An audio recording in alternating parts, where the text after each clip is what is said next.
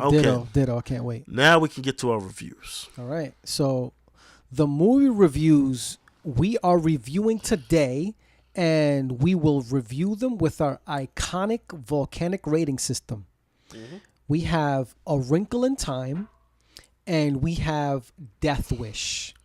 And let me just say, for newcomers, because it's a new podcast still, our rating system is cold, warm, hot, straight fire, and volcanic. Now, warm and cold are not recommendations to go see it. Exactly. And hot would be at least a recommendation to still go see it, but like at a matinee, Yeah, matinee. something like that. Matinee. Or if you're not busy that day and you just want to catch a flick, go see it. It's not the best flick if it's hot, but straight fire and volcanic. That's when you go out, see this movie, support it. Yeah, that's when you really want to get your pom poms ready. Yeah, that's when you pump your fist and shit. Yep, definitely. Like yeah. Yeah, no. I'm laughing because me and you spoke about Death Wish prior to this podcast. So oh yeah, which is usually a rule of ours. Yeah, that we do not talk about the movie. We don't talk about it. But you couldn't wait, and you had to. I had to know what you think. All right, so you know what? Let's talk about Death Wish last. Yeah, no, I have it set up so we can talk about that last. Let's anchor that. So okay, let's talk about A Wrinkle in Time. Mo, give us a very, very brief synopsis so we could just jump into this thing. Okay, this is a movie starring what I think is the greatest name of all time, by the way. No. Oprah's God, no. The child in this movie, the star of this movie, her real name is Storm Reed, which is like the greatest comic book name that does not exist. That's awesome. It's the greatest name. That's awesome. God bless your parents. God bless your parents. She plays a character called Meg. This is the one time the actor's name is way better than the character's name. That's crazy. Basically what I like to call this story is the never-ending story light. Okay. Because that's what it is. Okay. Okay. Basically, years ago... very brief synopsis. Yes, I am. I'm going to keep it brief. Trust me, I'll keep it very brief. Because I don't want to give away stuff anyway in this movie. There's a lot of things going on. Meg lost her father because he was a scientist and he found a way to basically travel space and time, basically. And he got lost out there. He's gone, right? So now people are talking shit about her father and shit. People are teasing her in school.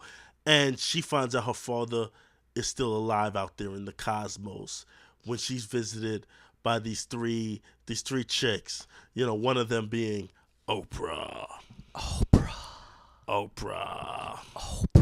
And they go on an adventure. She goes on an adventure with this boy who likes her, Levi Miller, who plays Calvin, and Derek McCabe, who plays Charles Wallace, her younger brother. This is the most interracial family I ever fucking seen, by the way. Definitely. Have you ever seen an NBA commercial? Oh, yeah. Oh, I already got the tickets, though. I already got the tickets. Yeah. Yeah, the Millers got the tickets. How they get the tickets? Yeah, they play that commercial all the time. I want to strangle that family. I'm sorry, go ahead. You know what I'm saying? The mom is hot, though. Oh, absolutely. I want to strangle him and the child and fuck the moms. She's hot, You already know what she could do. With her cocoa butter ass. And her hair. And her hair. Get your hair done. Anyway. She's hot. Yeah, she's hot. Anyway, enough of that. Weird reference. Okay, so that's a quick rundown. And her father's played by Chris Pine, the great Chris Pine, who you might have seen in things like Star Trek, the reboots of Star Trek. And he's in this great movie called Hell or High Water about these two bank robbers. Love him in that. I think that's the best acting he's ever done in his career. Chris Pine is a good actor. I like him. And he's getting better with time. I think he's picking better roles, getting better with time. But okay. You want me to start? Let me just say she's also visited by these three, beings. Okay. Reese Witherspoon, Mrs. Whatsit, Mindy Kaling, Mrs. Who, and the great Oprah, which is Miss Witch. Just to give you a rundown of their names, but Yes, you start.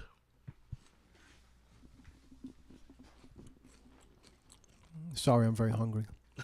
I don't want to chew in the listeners' mouths. You want me to start? Oh, he's getting ready, people. Okay.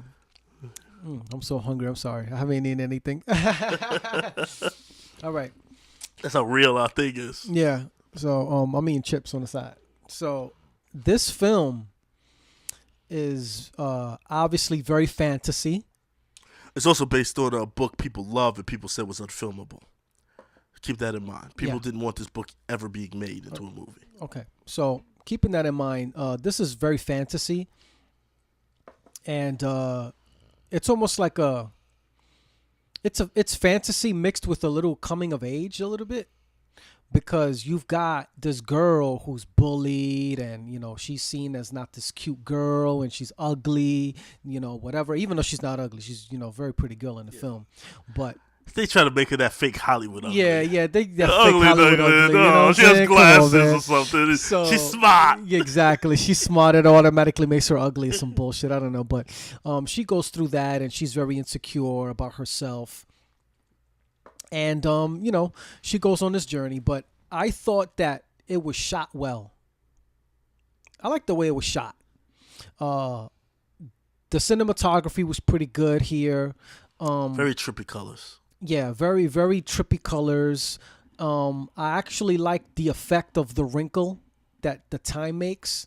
Yeah. To kind of like make people see that you're about to step into another dimension. Mm-hmm. So that visual representation I thought was pretty good. That's pretty interesting, yeah. Yeah. I don't like the fact that they kept on saying Charles Wallace every fucking time. Why they couldn't just say Charles? Why did they keep on saying Charles Wallace? It's almost like saying, I don't know, Mobius Volcanic. Mobius Volcanic did this and Mobius Volcanic did that. Where is Mobius Volcanic? Has anyone seen Mobius Volcanic? Jesus fucking Christ. I mean, and that was a little annoying to me.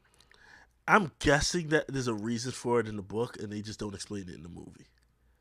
That's got to be the only explanation. But I have other theories on that. Okay, but I'll let you get your thing. So that was a little annoying to me, but overall, I really liked the film. First of all, I don't want to give this away, but as long as it's not too much of a spoiler. No, it's not too much of. I mean, it kind of is a spoiler, but let's just say the father's thug style isn't really, tested. Oh. Yeah, so yeah, you can't go into that. Yeah, I can't go into that, but we'll talk about that later. Maybe like a month after the movie's out or something like that. Yeah, but we'll bring it up again. Let's just say the father's thug ticket isn't really there, but let's just say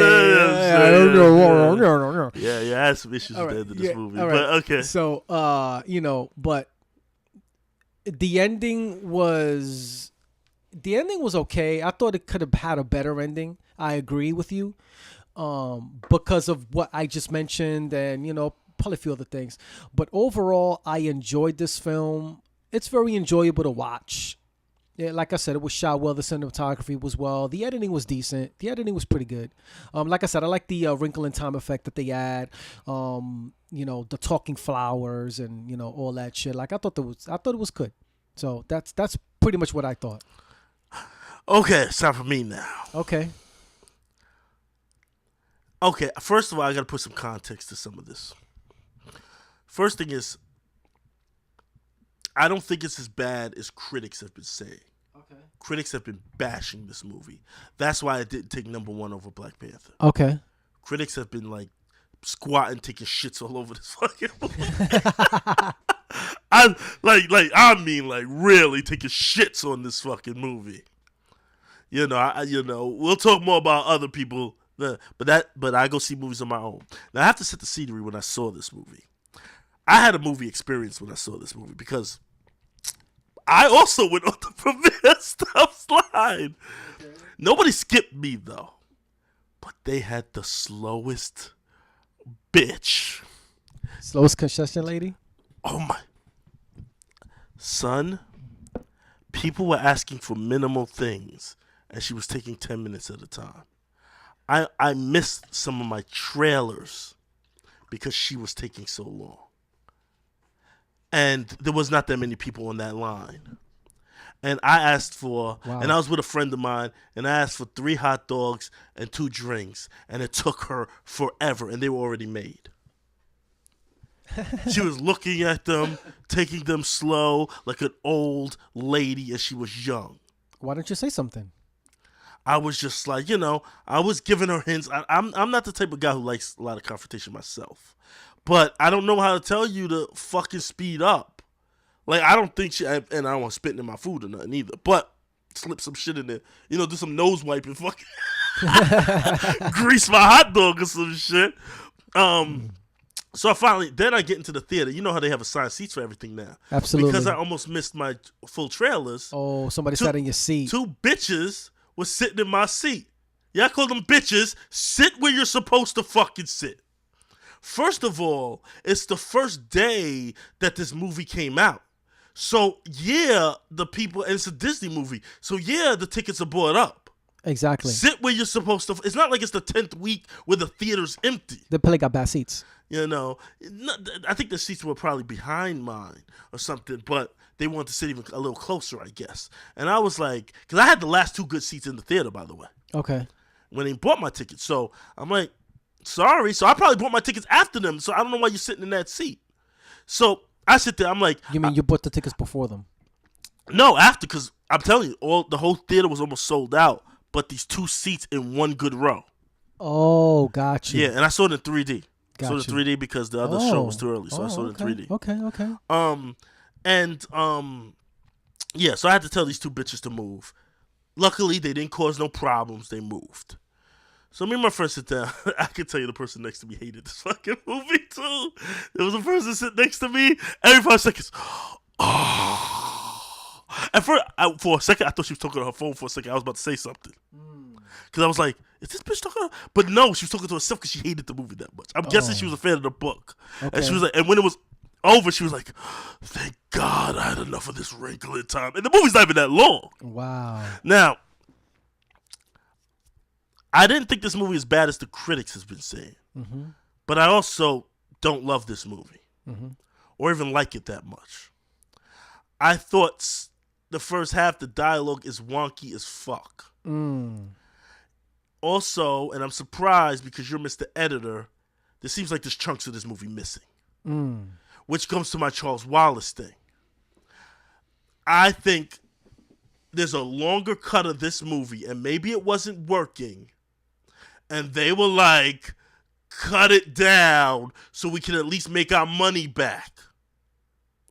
We can at least try to, because the movie's too long and it's not good enough to be this long. I have a feeling that mouse came down, cut this bullshit, you stupid bitch, and then cut the movie because there seems to be chunks missing. Another issue, I love the colors in the movie. Yeah. But one issue I had with it is some of the effects were great, some of them looked unfinished. Like you could see sometimes, especially when they were on the air on that leaf bitch that's in the trailer. Yeah, I remember. You can see the blue around the girl's hair a little bit. That's the cutout. You're not supposed to see that. That's true. That's the cutout. And I'm like, what? But then some effects would be good in the movie. They call it what they're fighting, the It, which I call the Nothing. Yeah. Because that is what they're fighting in a never-ending story. Right. I don't know which book came out first. Probably this. Right. I think Never-Ending Story was like some German book or some shit. But it was a book. And that Leaf shit was just like a Leaf version of a vegan version of fucking Falcor for a second. But that's another thing. Or whatever. She even getting picked off. Why the teacher's right in front of her 10 years later saying, I bet you her father ran away. It's just so on the nose, the dialogue. It got a little annoying. Oprah's first half acting in this movie sucks.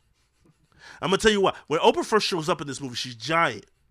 And my theory on this was, because she's giant, she's acting not with the kids, but with a green screen. And probably a tennis ball that looks like the bitch or some shit. And Oprah does not know how to act against nothing. She never had to do that. She barely acts in movies anymore. And when she shrunk down, her acting got better. I noticed that. Now like I said, like other movies I could mention, even when she's giant Oprah, she tried. Another thing is, let me just tell you something. If I'm walking through my house as a black proud mother, and I see some weird looking white bitch in my crib talking to my son Charles Wallace, I'm not gonna be acting all polite. That was the weirdest shit in the world to me. She was like, "What are you doing here? Get the fuck out my house!" Come on, son. From what I hear, I never read the book. From what I hear, even in the book, they're more confused of why this girl's in the house. You know? Also, like I had some serious issue. One thing I did like in the movie, even though I don't think he was used enough, was the scene with what's his name, Michael Pena from Ant-Man. He's the one who starts feeding them cakes and stuff on the beach. I thought that was a good scene, but he's only in like one scene of the movie. Yeah, that was dope. He's only like one scene of the movie. I like some of the stuff where she first sees her father and stuff like that. I thought the kid's acting was kind of bad until something happens to him. I won't reveal that, and then his acting got a little better. But also from what I hear, I never read the book. There's this iconic imagery in that book, like with like a flying Pegasus and shit. There's nowhere to be found in that movie. Some of the biggest worlds in that movie that people wanted to see apparently are not in the movie. Also, my favorite scene from the trailer, and I hate when this happens, my favorite scene from the trailer is not in the movie. It's when the little girl is in class really explaining a lot of the time stuff. She's explaining it to her class, 2 points and blah, blah, blah, and this and that and this. That's not in the movie. That is my favorite part of the trailer, which tells me they were cutting this movie up until the last minute. And they were like, we got to get this thing to like 90 minutes or whatever it is. I didn't think... I thought there were certain lines that were amateurish because they weren't earned. Like for instance, when this is like a hurricane scene, I'm not going to get in, they have to survive. And this is also in the commercial, but I'm not going to tell you how they survive. She tells the boy who likes her, "Trust me." That is not an earned line because there's nothing before that shows her that he distrusts her. He trusts her enough to go on this. He want the pussy that bad. He's trustworthy. He trusts her enough to go on this crazy adventure when he doesn't even know her that much. And then she says, "Trust me," like he doesn't. Of course he trusts. He knows how smart you are. Crazy. That's why he's around you.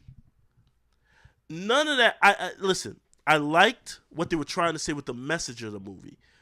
Be yourself, that sort of thing. After all, it's a kid's movie. I like that there was some self-important messages in there. I like that it had this crazy interracial kind of crazy cast because black filmmaker, she said, black woman, female filmmaker, she wanted to really represent everybody. Diverse, yeah. She wanted to make it very diverse. And the black girl, I didn't think the girl's acting was bad. I think early on some of the lines were a little stiff. I think the dialogue hurt her a little bit early in that movie. I think the kid was Yeah, he wasn't that good. But I think I think he got better when something happened to him, the youngest one. We'll talk about that later. I'm talking about the boyfriend. Oh, the boyfriend, yeah, he wasn't that good either. But no, here's the thing. I don't think he completely sucked. I think some of it was the dialogue in that movie. Some of the dialogue would trip up thespians who do Shakespeare in the park because some of the dialogue is just not that good in that movie. And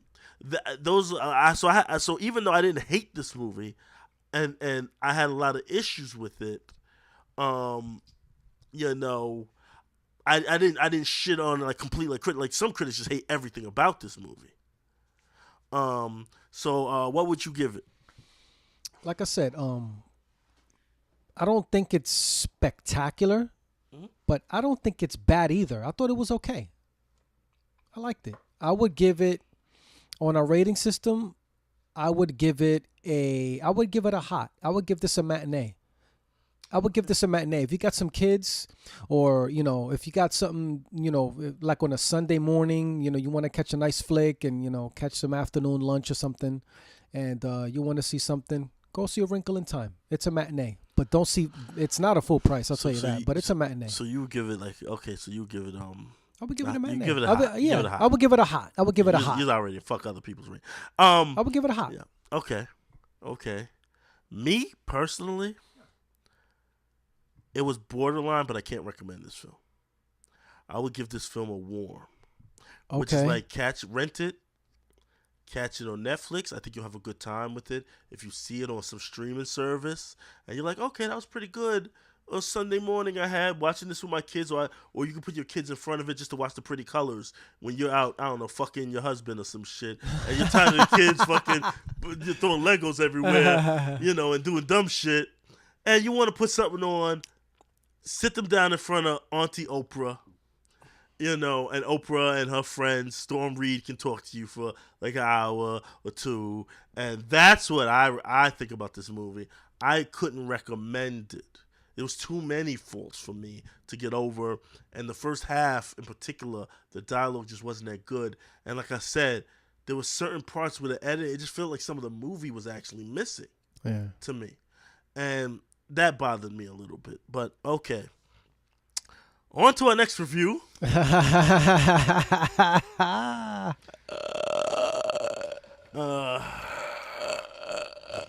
Next review. Oh boy. Okay. Sleepwalker, as I call him nowadays. Yeah, okay. You son of a bitch. Yeah. Mm-hmm. That was better acting than this guy does. We got Death Wish. Death Wish. Which is a remake of the 1974 movie starring Charles Bronson. Now, what you have to understand about... Rest in peace, baby. Yeah, rest in peace. Charles Bronson was always the tough guy in movies, and then Death Wish was like his comeback as an old man. The other thing about Death Wish was it was extremely racist.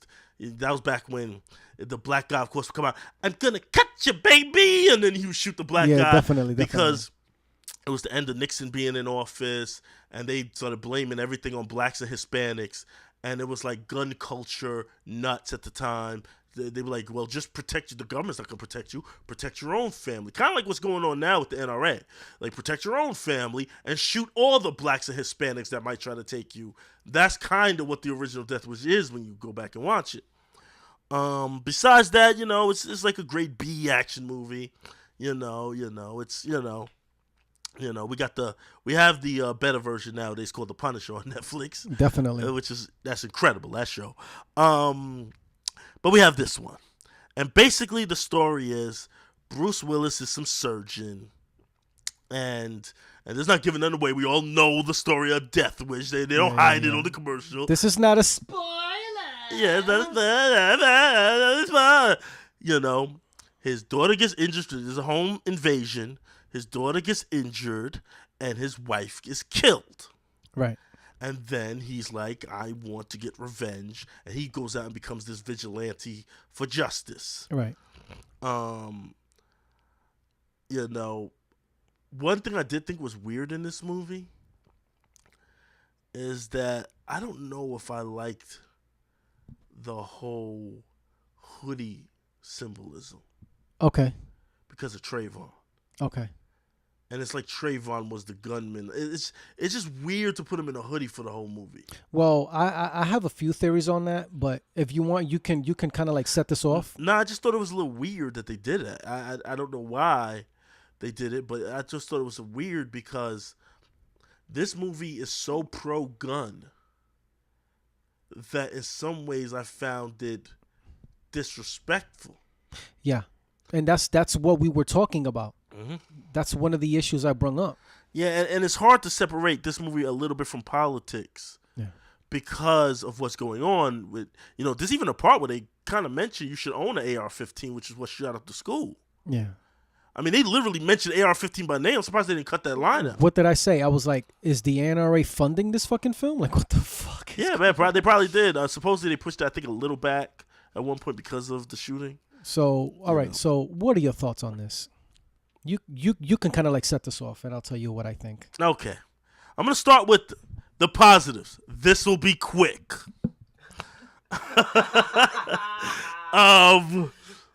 I liked Vincent D'Onofrio's acting in this movie. Vincent D'Onofrio, Mr. Kingpin, who actually met the Punisher, actually. Mr. Law and Order. Yeah, Mr. Law and Order. But right now, he's the Kingpin. He's just such a good Kingpin. Okay. I really, really did not like this movie. I mean, first of all, it has these news reports in it. And here's the thing about the news reports. They keep flashing. I don't know what kind of check Sway in the morning is getting for being in all these different things, or Luke Cage on this.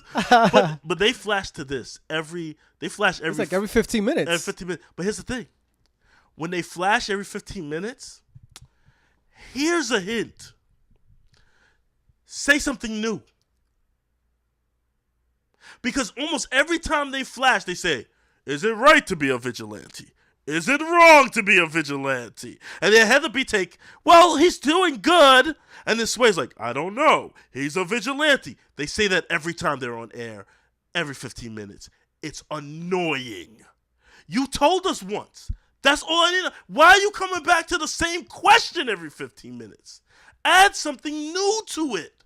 Why are you showing me these people again? That's something we didn't talk about. And that's a problem in this film. Say that again? Like every 15 minutes, when they show a news reporter, the news people didn't say anything new. Yeah, that's true. They always repeated themselves over and over again. Yeah. Well, is it right to be a vigilante? Is it wrong to be a vigilante? And I'm like, shut the fuck up. Shut the fuck up. And it would have been one thing if this movie was just kind of a fun grade B movie, but it's not. The first half of this movie, to me, is fucking boring. His acting is so deadpan. I think this dude is living Ritalin right now in his movies. I really do. I think Bruce Willis doesn't give a fuck. I paid for his beach house, apparently, because that's what I think happened. I think he needs a new beach house to smoke his weed. And he was like, let me do this bullshit real quick. Let me do Death Wish remake or some shit. Let me tell you something. This movie is utter bullshit. The twists are stupid.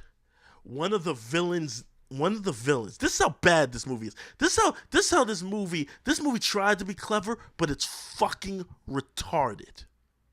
There's a part where one of the villains has a tattoo that says MJ on it. You literally, and he's like, what's that mean? So you can literally know the villain's name. That's why it's the dumbest clue you can leave in writing. It's the most lazy shit you could do in writing. What they do in this movie. This thing was apocryphal to me. Bruce Willis seemed like he didn't want to be. There was supposed to be a loving moment when he finds out his daughter might go away to college. I don't know what he's going for in his acting there. Oh, no. Will she leave? That's literally how he's talking in that kitchen scene. I'm like, what kind of acting is this? And even though Vince D'Onofrio is good as kind of the shiftless brother, they give him nothing to do in this movie. He does nothing. He's there for no reason. I have a theory. I can't give it away. I have a theory that this script was completely different and way darker originally. I can't talk about it because we give away all the twists. That Vincent D'Onofrio was going to be used differently, and they said, that's too fucking dark. Don't do that. And I really think it would have been better if they did that. The other only scene I did kind of like is till the end of it, and this is in the trailer, the part where he says, I'm Jack or whatever, and I didn't like that part of it. The beginning part of that scene, I liked. How he tortures the guy. I won't go in how because that's not in the trailer. But how he tortures the guy, I thought was the only probably clever writing in the whole movie. I said, oh, literally, I was like dead at this point. I was gone, son. I was gone. I wish I said. I wish I had cocaine and hookers around me. I was gone. I should have been Odell Beckham at that moment, or Wendy Williams, even worse. But that scene came on, and I perked up a second, like a dog that was just waiting for his master to come home. Give me something. My ears perked up and shit. And by the way, it was me and 3 other people in the theater. Wow. Yeah. So I had the whole theater basically to myself. I had the whole theater to myself. And, listen, even the kills didn't excite me that much because everything around it was so boring. Mm-hmm. And I liked earned kills. Like, I don't mind. See, this movie did the one unforgivable crime to me. If you're going to be a B movie, be a straightforward, just all-out bad movie to the point where you have entertainment value, where you have fun throughout the whole thing. You know what I'm saying? Like, just be so B that just he's murdering people left and right, and you can just have fun with it. This movie doesn't do any of that.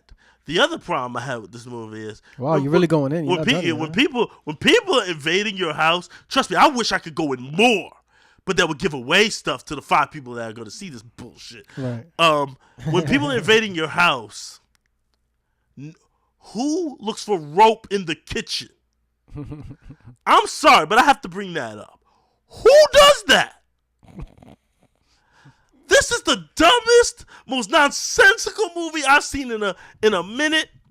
It's the worst movie I've seen this year by far. I didn't like A Wrinkle in Time that much, but I hate this movie. I hate it politically. And normally I don't judge things politically in movies as much unless it's very racist or some shit.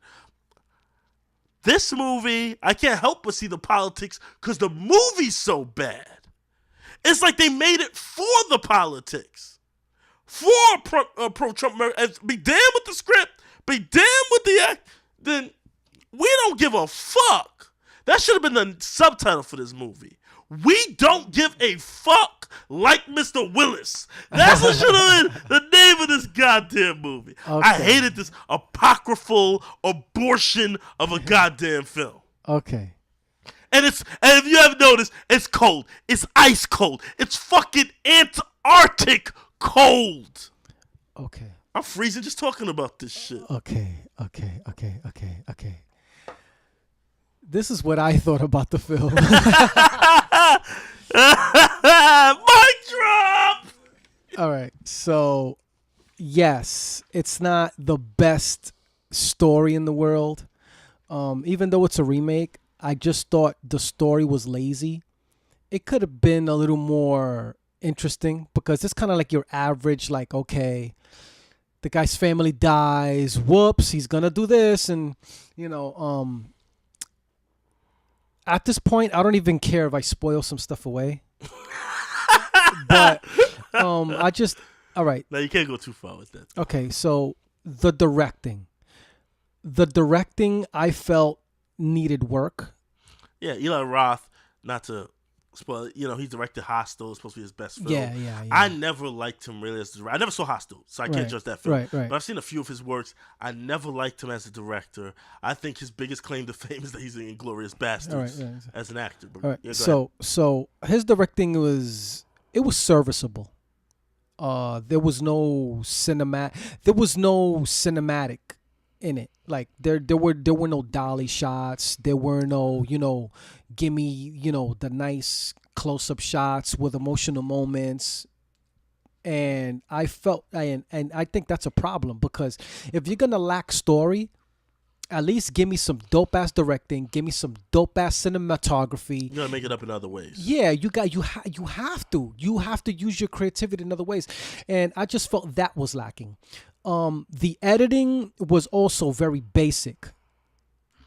That's true. The editing was very basic, and I just felt like they were just doing a serviceable job. And if I'm paying $15+ for a film, I don't want serviceable. I want to hear in those interviews, listen, we tried the best we could. We did the best we could with what we had. And when you're paying, because right now you have over $30, because Mo paid for this and I paid for this. Yeah. All right. We don't get the free tickets. So we paid $30 for this. And another thing is, I'm going to start with the bad first, obviously. I agree with Mo. If you're gonna rob somebody, come prepared. I'm sorry. Thief school. Thief school. I almost spilled this coffee, by the way. If you're gonna rob someone, at least come prepared. Why are you missing the key components of your robbery? You like that dude in class that brings gum. You don't have gum for everybody. And like Mo says, why are you looking for rope in the kitchen? First of all, who has rope like that? Like enough to really tie somebody up. And I think the only reason they did that stupid ass scene was because so the main guy can go to the garage. That's true. And, he can go to the garage, get the rope so he can kind of like simulate like and so the other guy that's in the kitchen can molest his daughter. There was an easier way to do that too. Of course. You leave, you bring rope, you tie the people yeah, up, exactly. And you leave to look for other valuables in the house, one of the guys. That's a big house. Exactly. The guy's a super surgeon. Yeah, he's So loaded. The wife is showing one of the guys the safe. Yeah. The other guy could just be like, let me look for other things to take. Yeah. That's all you had to do. Or another thing is, his wife is being hostile. Yo, I need some help over here. Calm her down or something. It could have been anything like any one of those things. He could have said, let me check on how the safe is going. He could have said anything. He could have said anything. Or he could have heard her screaming, oh, man, I got to check on this bitch. Or I have to knock her out of some bullshit. You know what I'm saying? but not knock her out to the point where she can't give us some fucking combination numbers. But anyway, I thought that was just, I didn't like that part. I also didn't like the part where I felt like there was only one video. Like I said, I'm not really giving too much of the story away, but there's only one video of this fucking clown. Let me ask you a question real quick. Right. There's a part where Bruce Willis has one of the villain's phones. And he realizes the cops could trace the phone because he's killing people off this phone. And the cops find out who this villain is. Most movies break the SIM card. Mm-hmm. He doesn't. Most movies, when they tell you so they can't track you, take out the SIM card, throw it away, break it, or whatever. Usually, they don't just break the phone. He just breaks the glass on the phone. Would that work? No, it doesn't. Because they trace it through the SIM card, right? Yeah, exactly. I don't understand. But the thing is, if the phone is off, you can't use it as the GPS because the phone is off. Well, they imply in most movies that you can, but this is why they tell you to get rid of phones. Yeah. So he just like breaks the phones, so he has to break it. But I thought that was kind of dumb. But he just breaks the glass on it. Right. Yeah, that's stupid. This whole movie's full of just dumb shit. That was dumb. Another thing that I didn't like was the cops. Now I have a theory. Mo has his theory, but I just Mr. Incompetence. Yeah. Mo says that the cops are incompetent. And that's the reason why they didn't catch the criminals. I felt like they were lazy, and they wanted to. I felt like they were lazy. The movies never portray cops as being lazy. I thought they were lazy. They had a build. Listen.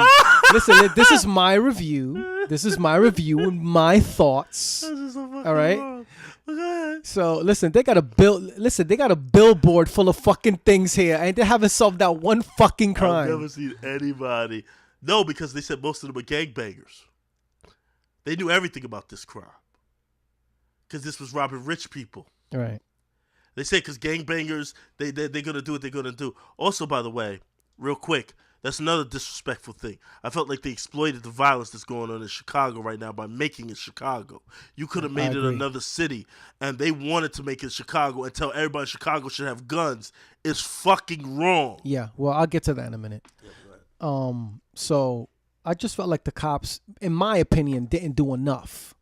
And they started trying when this fucking vigilante starts motherfucking murdering motherfuckers left and right. Oh, damn. Shit, now we got to find this guy. So that's what I felt. And the message of this film is pretty much saying, you need a gun to protect yourself. The law enforcement isn't doing enough. Everyone should carry guns. But that's what the original Death Wish is about. Yeah, right. I'm not gonna give that away unless you saw the original Death Wish. The last shot. Yeah. The last shot of this movie is the exact last shot of the original Death Wish. Right. So that's what Death Wish I told you. But Death Wish was saying, protect us from niggas and spics. Right. That's basically what it was. So you're helping my point. That was then and this is now. They're pretty much saying the same thing. No, but they're not just saying niggas and spics. They went out of their way to make a black cop there and try to make he helped a black kid. Right. Because they didn't want that label on them. Right. But the original Death Wish didn't have none of that. But the thing is, and so in other words, they're saying it's okay to carry a gun, buy more guns. They're basically buying guns to just protect yourself. Yeah. So which I completely disagree, and I think they use that propaganda. They use that propaganda to fuel this film. Now that's the bad. Any good things I have to say about this movie? Bruce Willis does have a very deadpan performance here. Hey, deadpan, he's asleep, nigga. Yeah, but the thing is, that nigga's a walking corpse. I thought that was what I personally thought that was what they were going for here, which Mo was like shaking his head, his head is almost falling off. It's not what they were going for. All right, so that's what I thought. So well, then they go for that in every one of his movies. Damn near. So I mean, the thing is, I'm pro Bruce Willis because he's given me a lot of classics. No. So I didn't mind it as much as Mo did. Obviously, I thought that was his character, and he's just that's just his demeanor in the film. But it was kind of deadpan. I will admit, and so deadpan. That motherfucker was dead. That shit was not no dead man. So I mean, I thought that was all right. I do like the kills in this film. I like the kills. There should have been more kills like that. There weren't enough. I thought there should have been, because the thing is, it needed more, a little more action. So I thought there could have been more kills, but I do like the kills in this film. I know. I know you so well. And I was going to criticize you when we talked on the phone about this. Oh, you saved it. Yeah. Oh, you son of a bitch. You have a tendency, no matter how bad a movie is, if you like the kills, you will let some shit pass. You will let some shit pass if you like the kills. I can even give you some examples of this. I'm sure you can. Punisher Warzone. You like the kills in it. That's Love one of the worst. kills. That's one of the most apocryphal films I've ever seen in my life. But you kind of like the kills in it, so you gave it a pass a little bit. Yeah, I do. You won't say it's the greatest Shakespeare movie, obviously, because you know better than that. Right. But you'll tend to like it a little more. The kills have to be a little more earned for me. Okay. And these kills weren't the greatest. That bowling ball for the head was fucking stupid to me. Yeah, that was I agree. That was stupid. That was stupid. That's like it's like you could see that shit coming a mile away. And again, that's bad directing. Yeah. Because that right there was bad directing, because a good director would have not shown the bowling ball. It would have just showed him hit him the bowling ball falling, because earlier in the film, the fucking bowling ball is there. Also, a good director would have used that. That's just stupid. Yeah. I mean, but if you're going to use it, you're going to use it. If you're going to use it, you're going to, because the thing is, in the beginning of the film, you already know the bowling ball's there because you see it. So when the bowling ball just falls on the dude's head, he's like, oh shit, that's right, I forgot the bowling ball was there. It's almost like it opens up in your mind like, oh shit. Yeah, no, but I get it, but I still would have thought it was stupid because how it looked when they hit his head. It looks stupid. Yeah. Oh. But but not to give away too much of the kills, but I like the kills personally. So hey man, at least I'm consistent. You're consistent. No. Hey man, it's your opinion. Different movies hit different people. All right, ways. so I kind of like the kills. Other than I mean, what else did I like about this film? They can search. What else did I like about this You gotta film? do a fucking Google search to the center of the earth to find good things. Yeah, I mean, I also didn't like the dialogue. The dialogue was very like bad. It was too proper. Like, oh, when you went to this. No, the dialogue tries to hit you over. One thing about this film is it tries to be way more clever than it actually is. Yeah. And they tried to hit you with these clever things, and it wasn't clever at all. And that almost makes the movie worse. I wish they went simpler with the killings and simpler with some of the stuff, because that would have made it more entertaining to me. Like, why try to do this elaborate thing with the bowling ball? I'd rather him take the bowling ball and smash the dude's head in with it. Oh yeah, definitely. That would have been dope. Simple. But they tried to do some clever. Come on, man, that's like an Acme gag. Yeah, that's true. Yeah, that is. It's stupid. It is stupid. It is stupid. He's a fucking roadrunner. Yeah. Roadrunner. So yeah, man. So that's that movie in a nutshell right there. So obviously, Mo, what do you give it? I give it cold like the Arctic. It is cold, ice cold, baby. Okay, so I'm not. I will never recommend this film. I wouldn't recommend this film to Bruce Willis's mother. Okay, so I would. I'm not gonna give it a cold. You know what's funny? If you, you could. This movie sneezed on me. I got a cold now. But what you call it? If you smacked this dude in the face, I think he's so gone, he would just go, "Ow." I think that's how he would. That would be his acting if you smacked Bruce Willis in the face. Listen. I give this a warm. Oh, catch it on Netflix type of deal. Yeah, I give this a warm. If you're in the crib, and this movie just came out, you got your flip flops on. You know what I'm saying? You got your little Teenage Mutant Ninja Turtle t-shirt going on there. You got your popcorn, your microwave popcorn going on. You got a little honey. You know what? You want to spend some time. Hold on, let me finish. Shut the fuck up. All right. I was going to make a honey comment real quick, but go ahead. You got your little girlfriend or whatever. You know what I'm saying? You want to kill her. You want to kill an hour and a half. You pop this on. Check out the kills. Yeah, the four that are in this. You know what I mean? That's my opinion. I'd say it's a rental. I'd put this on. I'd say it's a warm. I'd put this on just because I knew I wasn't gonna finish it. I'd be fucking before it's over. Just as background noise. That's what this movie would be. Because I'm like, okay, I'm gonna throw on something I know I'm not gonna want to watch, something that's not quality. What movie should I put on? Godfather 3? No, they put this shit on.